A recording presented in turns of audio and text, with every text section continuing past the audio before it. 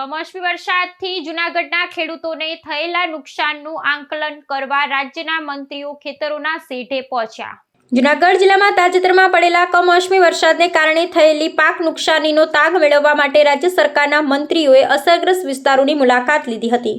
મુખ્યમંત્રી ભૂપેન્દ્ર પટેલના નિર્દેશ અનુસાર વન અને પર્યાવરણ મંત્રી અર્જુન મોઢવાડિયા અને સામાજિક ન્યાય અને અધિકારિતા મંત્રી પ્રદ્યુમ્ન વાઝાએ જૂનાગઢ પહોંચી પરિસ્થિતિનું પ્રત્યક્ષ નિરીક્ષણ કર્યું હતું। આ મુલાકાતનો મુખ્ય ઉદ્દેશ્ય વરસાદી પ્રભાવિત ખેડૂતોને થયેલા નુકસાનનું આંકલન કરી તેમને યોગ્ય સહાય પહોંચાડવાનો હતો।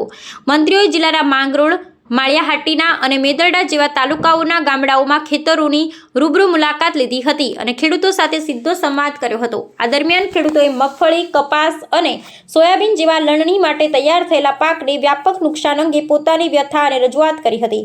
જિલ્લામાં 1 થી 3 ઇંચ જેટલા અણધાર્યા વરસાદને કારણે ખેતરોમાં પાણી ભરાઈ ગયા હતા, જેનાથી પાક નિષ્ફળ જવાનો ભય ખેડૂતોએ વ્યક્ત કર્યો હતો। ખેડૂતોની રજૂઆતો સાંભળ્યા બાદ મંત્રીઓએ ખાતરી આપી હતી કે રાજ્ય સરકાર આ સંકટની ઘડીમાં ખેડૂતોની સાથે છે। તેમણે જણાવ્યું કે નુકસાની અંગેનો વિગતવાર સર્વે તાત્કાલિક ધોરણે હાથ ધરવામાં આવશે અને તેના અહેવાલના આધારે અસરગ્રસ્ત ખેડૂતોને યોગ્ય સહાય ચૂકવવામાં આવશે। આ ઉપરાંત તેમણે જિલ્લા વહીવટીતંત્રના અધિકારીઓ સાથે બેઠક યોજી અને રાહત અને બચાવ કાર્યોની સમીક્ષા કરી અને જરૂરી માર્ગદર્શન આપ્યું હતું।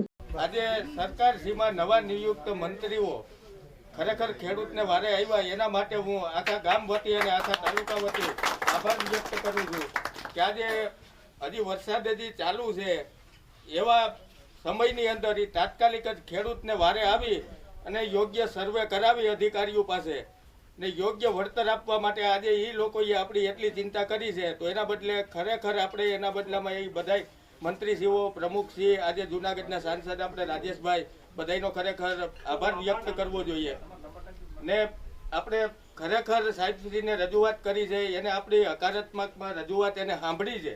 ગઈકાલે જ રાજ્યના મુખ્યમંત્રી શ્રી ભૂપેન્દ્રભાઈ પટેલે અમને 4 મંત્રીશ્રીઓને જુદા જુદા જિલ્લામાં જઈને જે કમોસમી વરસાદને કારણે જે નુકસાન થયું છે એને પ્રાથમિક સર્વે કરવાની વાત કરી હતી। એ સંદર્ભે અમે આજ સવારથી જ ગીર સોમનાથ જિલ્લાના ઉના, કોડીનાર, સૂત્રાપાડા અને વેરાવળ તાલુકો અને આજે અહીંયા જૂનાગઢ જિલ્લાના મેંદરડા તાલુકામાં આવ્યા છે। ખાસ કરીને જે ગીર સોમનાથ જિલ્લો છે એમાં 8 થી 15 ઇંચ જેટલો વરસાદ થયો છે, ભારે વરસાદ થયો છે અને ત્યાં ભારે નુકસાન છે। જ્યાં સુધી જૂનાગઢ જિલ્લાના આ મેંદરડા તાલુકાને લાગે વળગે છે ત્યાં અગાઉ પણ એક ભારે વરસાદ થયો અને આ વખતે પણ જે વરસાદ થયો ફરીથી પાછો, એમાં મગફળીના પાકને મોટું નુકસાન થયું છે। એ ઉપરાંત બીજા જે પાકો છે એને અંશતઃ નુકસાન થયું છે।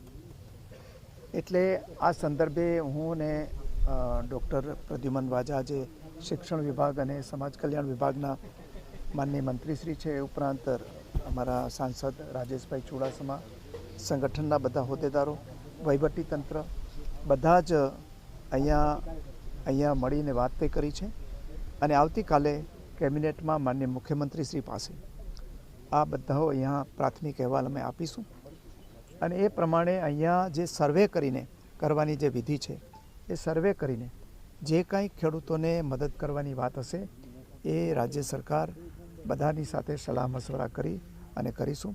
ખેડૂતોને દુઃખી નહીં થવા દઈએ એ બાબતની હું રાજ્ય સરકાર વતી આપ સૌને ખાતરી આપું।